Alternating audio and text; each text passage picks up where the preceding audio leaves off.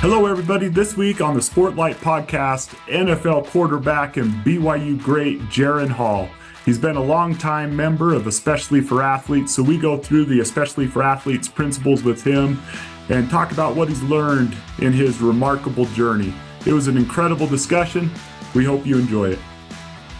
Welcome to the Sportlight podcast for parents, coaches, and athletes. The Sportlight refers to the time in an athlete's life when they have increased ability to affect the culture around them and the increased opportunity to learn life's lessons through sports. This podcast aims to help parents and coaches capitalize on their athletes' precious time in the Sportlight.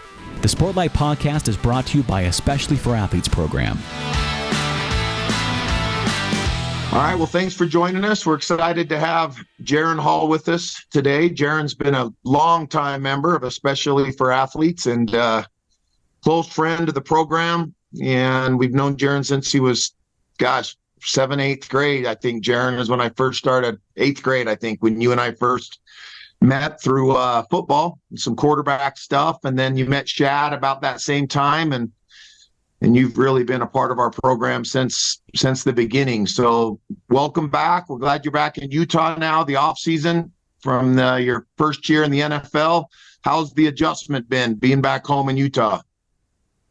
It's really good. It's home, so it's honestly not much of an adjustment. It's kind of a breath of fresh air anytime that, me and the girls get to come back here and see family. And so we're looking forward to being here for a couple months, just enjoying a little bit of sunshine and just good to be back around, the good people of Utah and back around the family. So it was a good year, but we're happy to be home. For those that don't know, Jaren finished up his first year in the NFL with the Minnesota Vikings.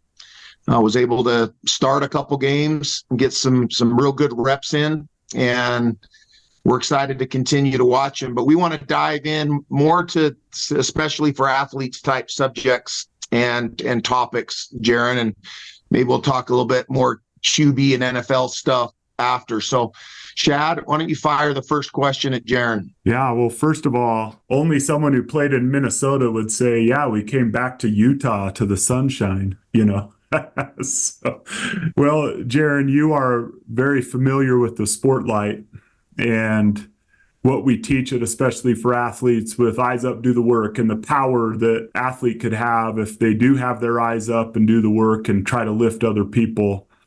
We've had the blessing of watching your Sportlight just grow brighter and brighter and brighter and brighter. I'm just curious what you've learned in that journey about the message of athletes using their position to help and lift others as your Sportlight has continued to grow from high school to BYU, and then it grew brighter at BYU, and then now an NFL quarterback. Have you learned anything about the principle of eyes up, do the work, and using your Sportlight to lift others along that journey that you could share with our young people? Yeah, I think there's a lot, for me at least, being so many years that I've been a part of, especially for athletes, it's kind of a loaded question for me because there's so many thoughts that I have, just because of the amount of time I've been in and the experience I've had. But first thing that comes to mind is just for everybody, it's going to be the same message. It's the same message, the same thing we're trying to get. It's just unity amongst the community, amongst kids especially.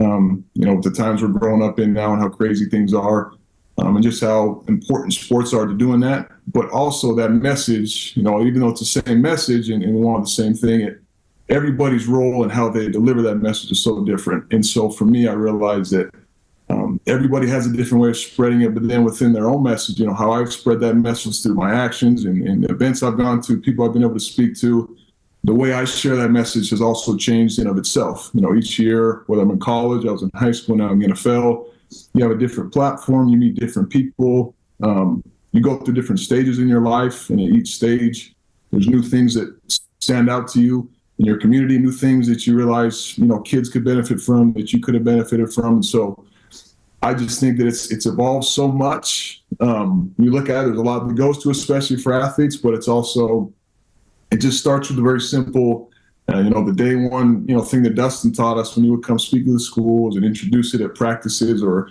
in auditoriums, wherever it was, is just understanding that your example, how kind you are to people, that stuff matters. I sat a little, I'm actually wearing it right now, this little Kindness Counts hoodie. Last year I did a little push for a company I want to eventually open up, which is just focus on, kids and anti-bullying and just getting into the communities, very similar to what Dustin does for athletes, but for just all kids in general.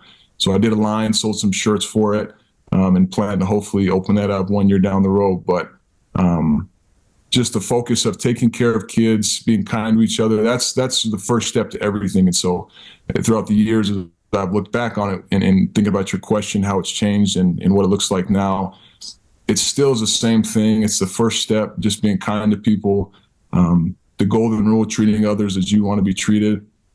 And I just think that's, you see that at every level at all ages, people that are my age now, older players, older adults that I have the chance to interact with now through various things. It's all the same message. That's all anybody wants in life, is to be treated kindly. And so I think that's really the basis of what it still is. But obviously I've danced around it a lot. There's a lot that goes to it, but that's just the one thing I always go back on. It's the most simple thing that you can do, but it's very powerful. Well, Jaren, one of our principles, the fourth of the four that we talk a lot about, is seek to bless, not impress. That the motto, you still wear the wristband, is eyes up, do the work. There's two particular verbs in those, seek and then obviously work. One of the things that you always did, and I talked to you about this, it's one of the things I'm most proud of about you, on top of, this, and I've been public about this, that I had a pretty positive confidence that you were going to make it someday. Like I at a young age, I just saw some things in you that were different. But what was really different wasn't even so much the athleticism and all the things that you have to be able to make it in the league, in the NFL, or even in college or high school, but it was the other stuff off the field. You were a very good example, and you still are, of seeking and of working. I've seen you in situations where you didn't just casually act kind for somebody because the camera was on you, or act kind just because it was, it's easy to be kind to people, right? I think you have to almost try sometimes to not be kind to people, but to really go out of your way to find somebody that's struggling. I'll give you an example for those viewers that don't know. If you follow Jaren on social media, you'll see things. Just recently, I saw you at a Top Golf, or it was at a golf simulator or something, but I know it was just with some high school buddies of yours. I remember when you were drafted, some of the buddies that were the guys who weren't, big time recruited high school football players. They didn't go on to play. They're not, but they were just your buddies from your hometown that are still a major part of your life, that you've always had an eye for everybody. And when you were at Maple Mountain High School, you really led by example, looking out for those other people. So now that you're in the NFL, and I get it, it's a business. There's selfishness in that league. It's a business, right? Guys don't want to get fired. Guys, it's competitive and a lot of money involved. How do you balance the competitive fire and edge you have to be to stay at that level, and also have the empathy and love and compassion for other people to share what we want you to do with seeking to bless and not impress? Is that hard, or is that just natural for you? That's a great question. It's one I've never had to really talk about out loud as I think about it, but I have a lot of thoughts. I think, number one, the idea of, seeking to bless, not impress, that's just got to be who you are. That's not me tooting my own horn, but luckily I have amazing parents. A father who went through a lot growing up, had a lot of crazy stories from his background of a single mother household and things he had to go through, and then meeting my mother at BYU after, making various life-changing decisions, and how much she blessed his life and attending BYU. Through their experiences, they raised boys, and a daughter who loved people around them. My parents loved those who they're around. I saw that growing up. I had wonderful brothers who we didn't love each other all the time, but we, have grown very close, and we realized how important relationships are. So number one, I think it's just got to be part of who you are. I think for me, I was just blessed with a great family situation that's taught me that. Blessed with a great community and great friends, like you said, people I still am around. And so number one, when you're trying to balance life with those decisions, it's just got to be part of who you are, because you're not always going to have time to go out and actively try to push this idea or be a part, speaking and doing the things that you're able to do for your job, right? Not all of us are able to do that because of work. So for me, then I got to focus on the business side of football. That's my work. That's number one. All the other stuff is great, but how I feed my family, take care of our lifestyle is through football currently. So 24/7, that's my focus, so I have less time to do some of those other things and make connections. So, don't get me wrong. I have to keep football a priority because, to your point, it's a business. You got to stay on the field. You got to stay on the team, whatever you got to do, to continue to have a shot in that league. I realize that's my number one. But to make up for the time I don't have anymore, to attend, whatever it is, to build my community, I think I make up for that, just that being who I am. And so every connection I have, every time I see somebody in public or meet a new person, just have a kind face, be kind to others. I just think the balance doesn't always come in the amount of hours you're doing everything, because you can't do that. I just think the balance is in your intent, who you are as a person away from other people, being the same person in the dark as you are in the light. So it's a very touchy subject you got to feel, and it's really very personal to each and every person. Looks different, but I just think, when you're not doing your work or your sport, whatever, you got to be all in on being that type of person. And eventually, that balance will come and it'll feel good, but it's kind of how I see it. Jaren, I know you and your family, have got to know your brothers, and I'm curious because you said, it's kind of who you are, and you credit your parents for that. And a lot of parents listen to this podcast. This might be a deep question, but I'm just curious, what are some of those things that your parents did to help you and your brothers and your sister become the people that you are? Can you look back and kind of see, yeah, man, here's how they kind of built that character in us as we grew up? Well, it depends on which boys and which daughter you're talking about. We all saw it differently. I think KJ and I, me and KJ, they were very tough on us. But my dad, he understood what it takes for young men at that time in that world we were growing up in to really become the best men we need to be in sports and in life. Then my younger siblings, it changed. It became a little different for them. But I just think in general, some of the things that they taught us were ultimately, one, respect my mom. That was the biggest thing. I laugh about the leather, the belt and whatnot, but my dad, he'd get pretty angry at us if we didn't show the proper respect to my mom. So the women in our lives, the women who love us and raise us, we have a special tender heart for her and for all of them. In that case, my wife now, my daughter. So that was the first thing from my dad. He taught us. My mom, she's not so much, she doesn't talk as much as my dad. I know Dustin knows my dad really well. Shad, you probably know him pretty well. He likes to talk. That's what he does for a living. So my mom, she doesn't do it very much, but she just loves. And I think that's where the empathy for others, people we don't know. I just think everybody in our household just has a natural empathy for people in their lives and wanting to see people succeed. And so for her, it was just showing that tender-hearted love that only a mother can do in such a special way. So you combine those two things together. My dad would teach us a lot of lessons and tell us how to respect people, how to shake somebody's hand, look them in the eye. And my mom was just how to have a good feeling, in your heart at all times. She hated when we fight. She always talked about contention in her household, and she just could not stand it, but you got 4 boys, so what are you going to do?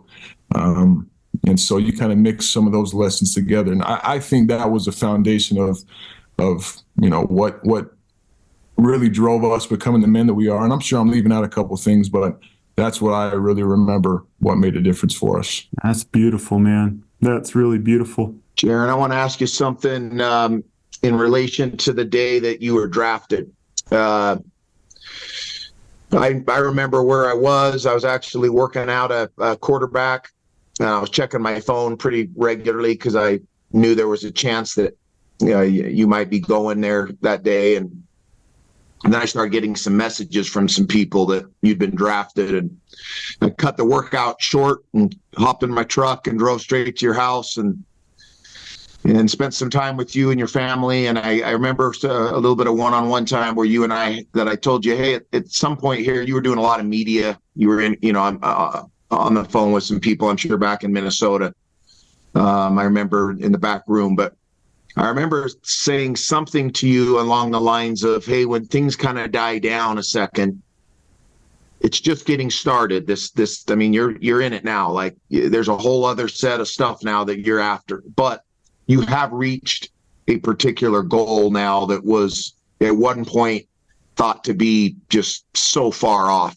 And I said something to you along the lines of, hey, take a second and look back, right? And enjoy the fact that you're here. And that was something that was once a dream and maybe a far-fetched dream. And you get told all the time growing up how unlikely it is, right, that you're going to be drafted. It's less than 1% of college football players make it to the NFL. And it's less than 5% of high school players make it to college. Less than 3% make it to D1. So, you're of a small group.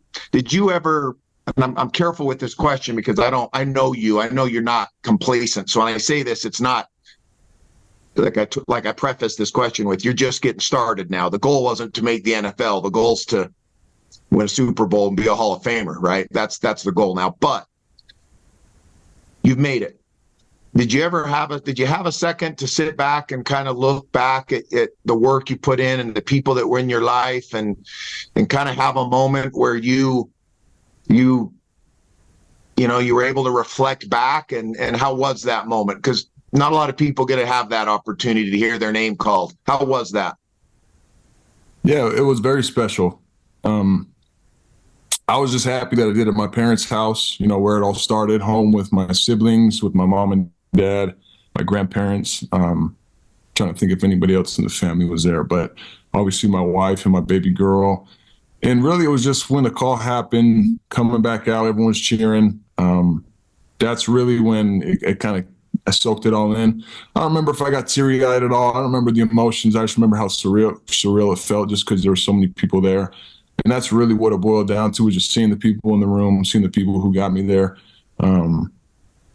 Everybody's life's different. Everybody has different moments, different things that they do or succeed with that brings a family together. For me in that moment, it was football. So I was just grateful for, the sport doing that for me at that time.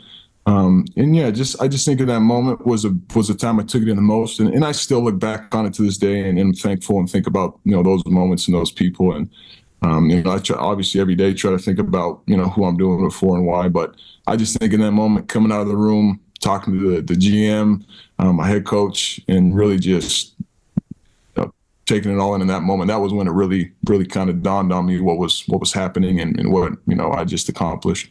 When you first got out there and put the helmet on and realized, all right, this is it, I'm here. What were the first couple things that you noticed were different about being a professional athlete versus being a college athlete?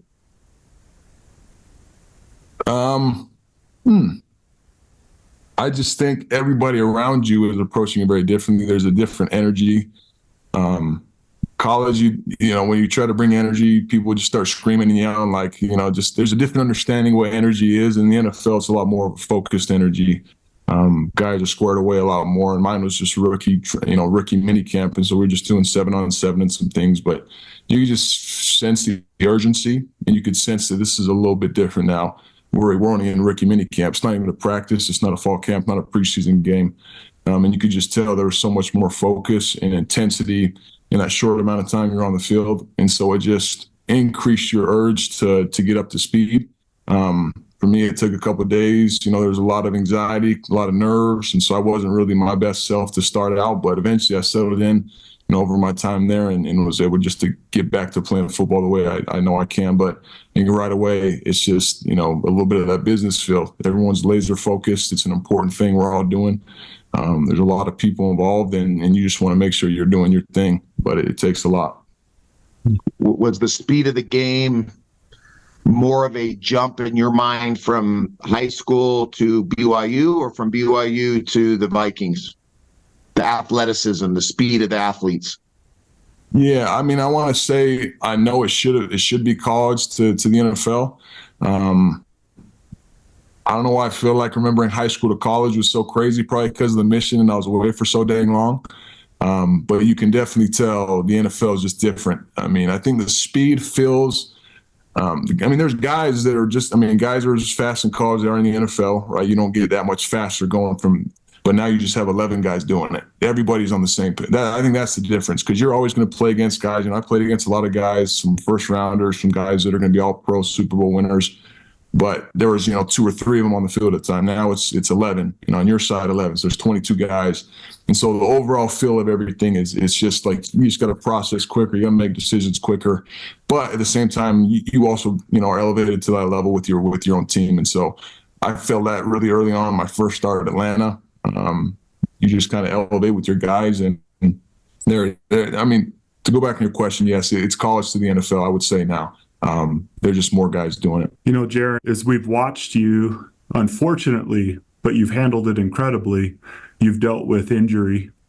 And I think all of us, when you were in your first NFL start and driving down the field, I'm sitting there getting notifications of, that first drive, and then you get down there and get injured at the goal line. And I've been inspired to watch how you just have been so resilient. And that's one of our main principles, and especially for athletes, is helping them realize that sports can help you develop resilience, and you're going to need that in life. As you've overcome the challenges that you faced with injury and other challenges, what have you learned about resilience that would help the athletes we work with develop that really important skill to keep going and arrive where you are? Yeah, I think you gotta accept, if you're gonna do this thing, you gotta accept that resiliency is something that's gonna be tested day in and day out. It's not just gonna be one defining moment that you overcome a big injury, you overcome a bad game, but it's gonna be tested again and again and again in so many different ways. And I learned that probably in the hardest way possible this year, my whole sporting career, right? I, had a good, first game with the Packers, did okay. We finished out the game, and then I had to start with Atlanta. Thought I was playing pretty decent, get hurt. So that's one hurdle you got to overcome. And then, 4 or 5 or 6 weeks later, I'm back in the starting role against the Packers with the great opportunity to go play football. And then I get benched at halftime because I'm just not playing ball the way I usually do. There's another hurdle you got to overcome. And so it felt like, overcame the concussion, came back, okay, I'm going to play the same level I did in Atlanta. Bang, doesn't go well. Felt like I prepared the best I could, did everything the same as I did for the Atlanta game. It just didn't turn out the same way. So that's another thing I'm overcoming now, right? And so I think when you think about resiliency and how can I take that on as a young guy, for anyone listening, I just think it's, and young girl for that matter, I just think it's accepting that it is a long haul. Resiliency is something you learn over your lifetime. You're going to have tests each and every day at different levels. And so when you accept that it's going to be hard, I think the better off you are, but then you also are able to notice all the times when you are resilient because you're paying more attention to it because you're aware that it's going to happen a lot. So resiliency, it's going to happen over and over again. And it's something that you build up, like a callus, a full body callus, a full mind callus, something that builds up from all the experiences you go through. And I mean, it's all up to you at that point. You just got to, drown out the noise and other people, other distractions, and you just got to focus on what you're doing day in and day out. You said something there, Jared, accept that it's going to be hard. And you said something earlier in that answer right there that I absolutely loved, because you didn't realize what you were saying, but it really was the definition of resiliency. When you and I spoke the other day, I've coached you. I think you're I want to see you. I think you're better than everybody, right? You know me. I think you're MVP of the league. It's coming. Yeah, make sure this is noted. I'm on the record. It's coming. But you got benched in that game, and your answer there just was, you said, because I wasn't playing the way that I usually play. When I called you the other day and we were talking, I, as you remember, was kind of complaining to you a little bit about, I thought that they should have put you back in. I didn't think they should have benched you right then. And your answer, you just repeated it. I'm saying this to parents right now that are listening, is that we've got to get our athletes to understand that, to own up to the fact that you just said it. I wasn't playing as well. I got benched. Now it was accept that, move on. How do I get better? It wasn't, it was this guy's fault or that guy's fault or poor me or the coach did this or, this guy dropped the pass or whatever. Is you own it. It's out of your control now. What is in your control is what you do now to be ready for next time you get the chance. And that's a very important lesson that I hope people caught in your answer there was that your response to being benched at halftime on that game, that national TV game, right? New Year's Eve, and it's on, and you knew the importance of that game and how many eyeballs and stuff were on you. And your answer to that was, I wasn't playing as well as I should have. And now to move on and next page, and you built that Teflon, that callus you talked about, to prepare you to be ready for the next thing. It's hard to teach kids that, because we don't know if we're resilient really until we have to be resilient, right? We can think we're resilient, but then we get punched in the face and we realize we don't want to punch back. I'm kind of putting you on the spot here, but do you have any particular time in your life before the NFL where you felt like your resiliency was tested? It doesn't even have to be sports related. It's something where you had to really dig deep and you found an answer, whether that was through prayer or whether that was through, a friend or your parents, or something that you had to dig and realized you had what it took to get through it. Yeah, I always tell everybody, I had this question every interview during the draft process. And the answer was always my 2-year mission. I served for the church. I just think there's nothing harder I've ever had to do than that. The NFL is pretty dang hard, and there's certain parts of it that feel very similar. But, you guys have both served missions, and 2 years out there doing that, for anybody that doesn't know, it's the hardest thing you'll do. And so as a young 18-year-old who was, as every other 18-year-old, pretty addicted to your phone, to your friends, to things that are easy to, get away from the world, I didn't have those things, and I was asked to be an adult and go out and talk to people and spend 24/7 doing that for 2 years. And so early on, it was a battle of whether or not I can get through this, how I can get through this. And you brought up prayer was a big part of that. Remembering my family, remembering just the stories I've heard of how it changed people. And for me, I wanted to change. I wanted to be a better person. I wanted to grow because I knew I wanted to be like, some of the peers I had in my life. And at that time, that was the only thing I knew that could help me grow. I could have went to school and played football, but who knows how that would have went. So I just think 2 years of doing that was a lot for me to overcome. And I'd say all the way through the very last day I was there, every day it was a decision of whether or not, I'm going to keep doing this. Because you can go home. Anybody doesn't know, you can go home at any point you want. It's totally up to you. It's your decision to go, how long you want to stay. But, for me, it was a decision every day that I was going to overcome it. I was going to wake up, get back to work.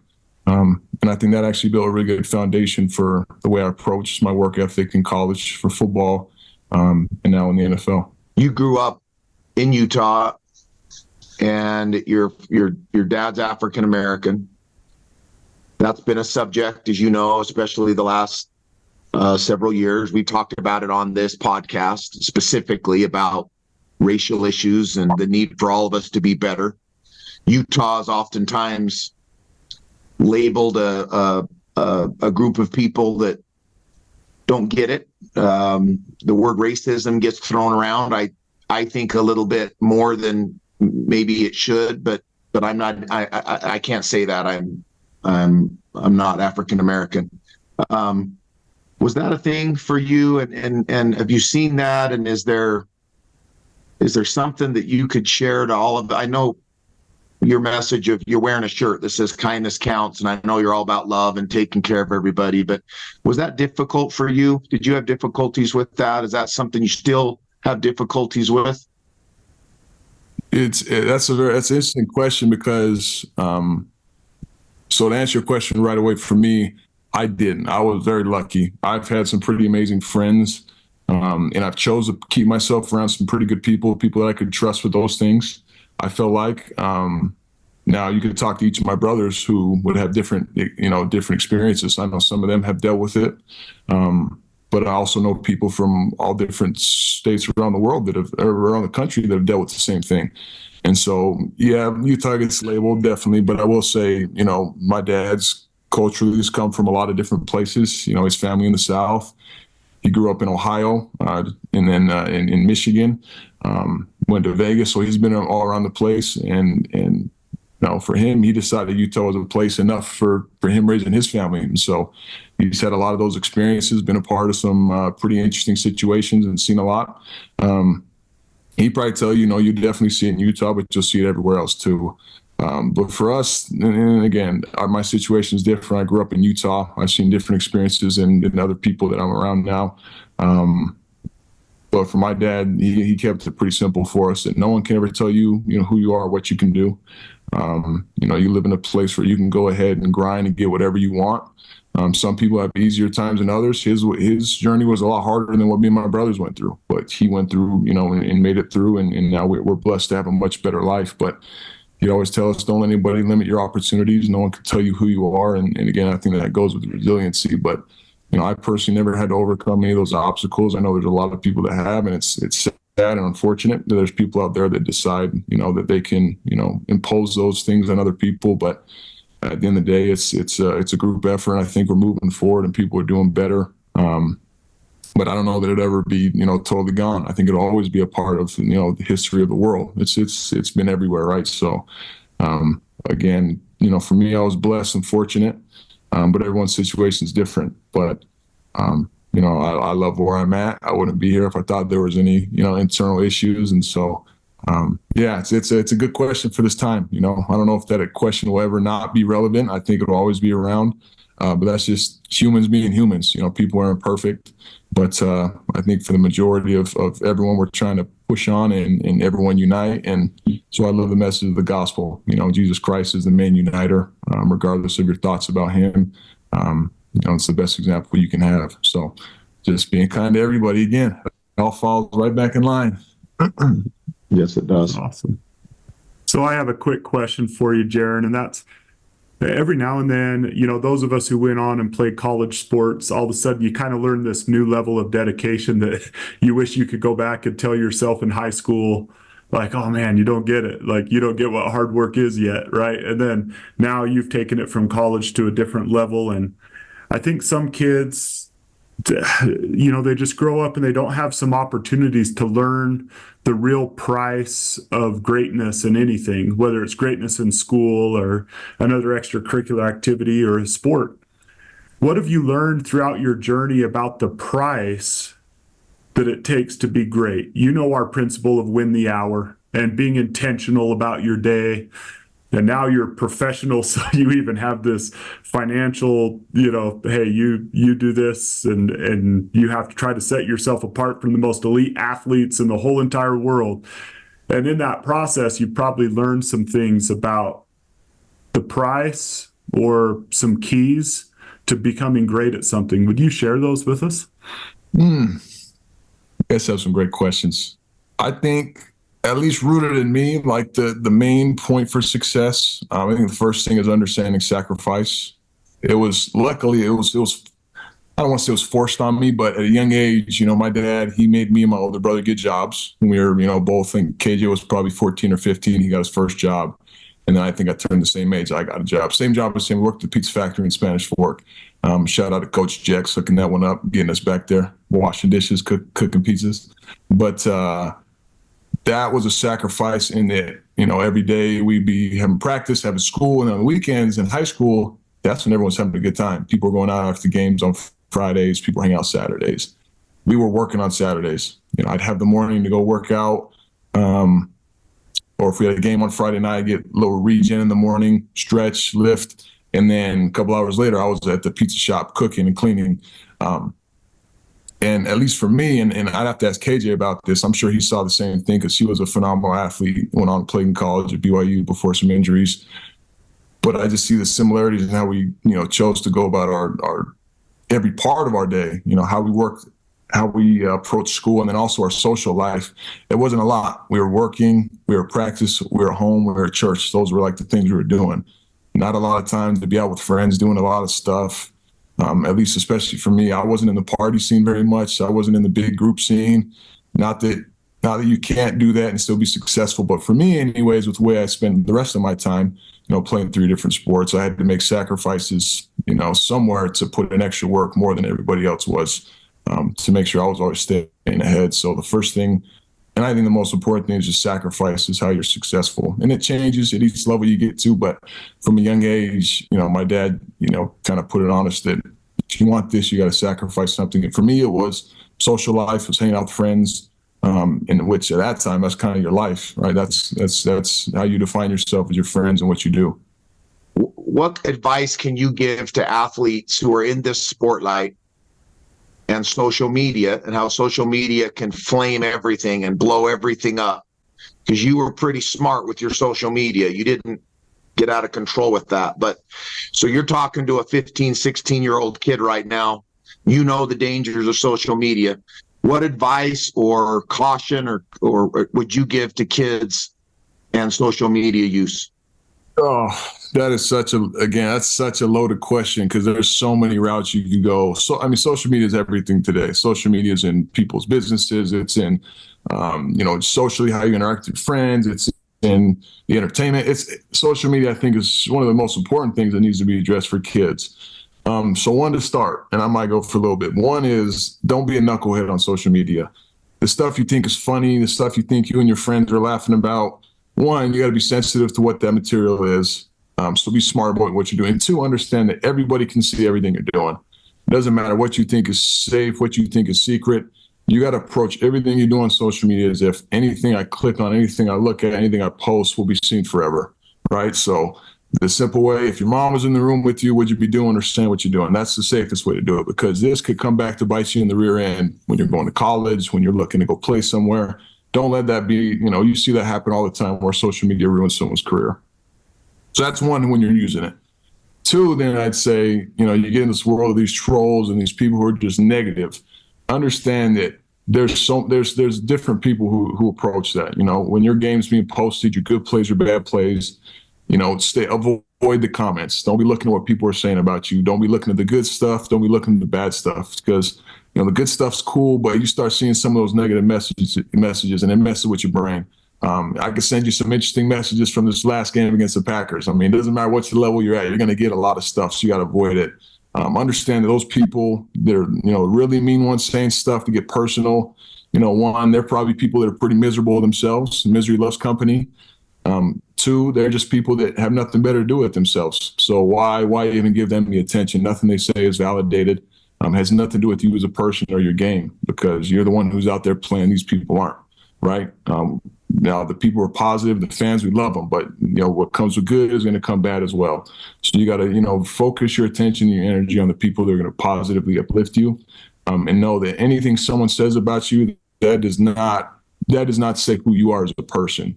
Your friends, your family, the people that care about you, those ones that matter, their opinions, your opinion, that's what's most important. So these people on social media, they give all these other people the likes and attention.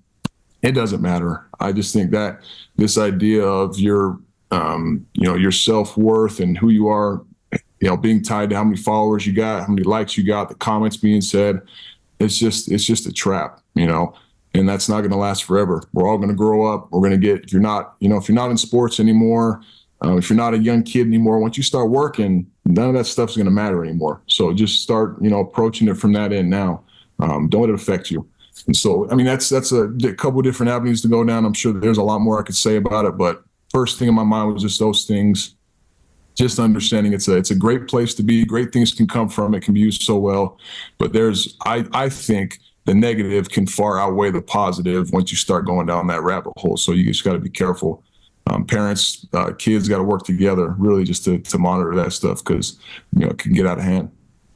We had a cool experience, Jaren, just recently that Dustin and I were talking about. We did a leadership council with a group of kids from a high school, and early morning, and we did compete without contempt was the topic, which sometimes this social media kind of gets into that, especially in high school where kids are picking back and forth at each other. And there's these barstool sports accounts where you kind of make fun of your rival kind of a thing. And after we got done presenting to them, the administrator called and said that this young man went in and told the administrator, "Hey, I'm the one who runs our barstool account for our school, and I've been saying some things about the other team, and some players on the team, and I just wanted to apologize for that. I just wanted to say I'm sorry for not representing the school well, and I want you to know that me and my buddies got together. We all deleted the account, and it was just a cool thing to hear, that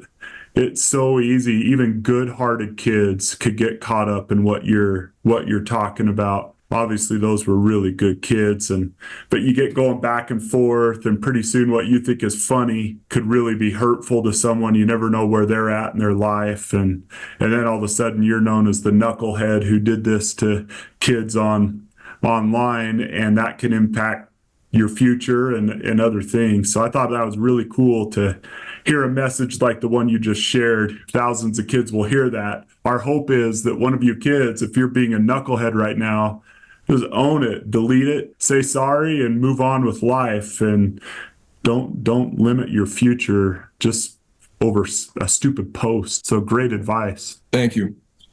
Yeah, it's again, I just remember, when before I started up, you'd always talk about, and this is going to get pretty personal, and hopefully it's not, triggering at all, but you talk about the suicide rates of young kids, and it makes me kind of sick to my stomach thinking about I have a daughter now and imagining her, going through teenage years. And that's why I wanted to start this new foundation that mimics kind of what Dustin's does. And I know that's why Dustin started this and you guys work together on it. It's just, there's so much.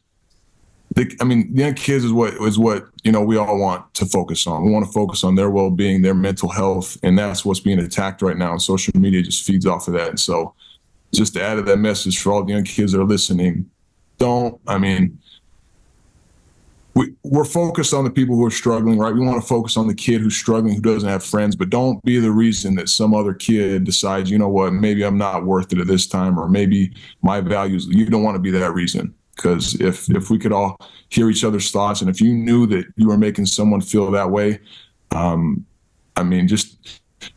just say, think about if you had a son or a daughter, think about, how you'd feel if someone else pushed them down that way or made them feel like that. And it's, much as we love to joke around and be, make jokes with each other and be lighthearted, that's fine if you know each other, right? You're close, but I just feel strongly, just had to say to everybody out there, you just don't know how powerful your words are. And, someone else decided that they weren't worth, living in this life or something. Just imagine how that affects their family and the people that love and care for them. So it's just not worth something over, a tweet or anything else for that matter. And people would take some sentiment like that and make jokes about it anyways. And it's always going to be there. But, if you're personally one that loves your family, your friends, if you just want to be a good person, just always remember that's just not worth it. Just keep it positive. Keep it positive. Keep it moving. Jaren, I think that's a good one to end on right there, man. You keep balling out. We're proud of you. Especially for athletes at Quarterback Elite, all the people here in Utah and I think BYU and non-BYU fans are proud of you as the athlete and proud of you as the young man and as the father of one and another one on the way. So you keep doing what you're doing, man. We'll keep in touch, of course. You're a great example. We appreciate all you do for us and know that we're supporting you and only hoping for the best for you. I appreciate you guys. Always good seeing both of you. I feel like you guys get younger every time I see you. Is that true? You're a lie. That's the biggest lie in the world. Well, you should have heard. I wish I could have recorded the conversation we had yesterday about you trying to challenge me into a round of golf. We're going to have that. You're going to end up posting something on social media about how I beat you. It's going to be embarrassing. I'm just going to make sure to mention how you asked for 8 strokes. Just remember that. Don't. Here, take your hat off again for a second. Take that hat off. Let me get a screenshot of that. Hold on. Take that hat off again. My wife gets to see the hair underneath this hat. Nobody else. Hey, you're the best, brother. We love you. Eyes up. Do the work. This has been the Sportlight podcast from Especially for Athletes, sponsored by Coca-Cola. You can learn more about Especially for Athletes by visiting the website at especiallyforathletes.org. You can also learn more about the book, The Sportlight, by Shad Martin and Dustin Smith at especiallyforathletes.org/book.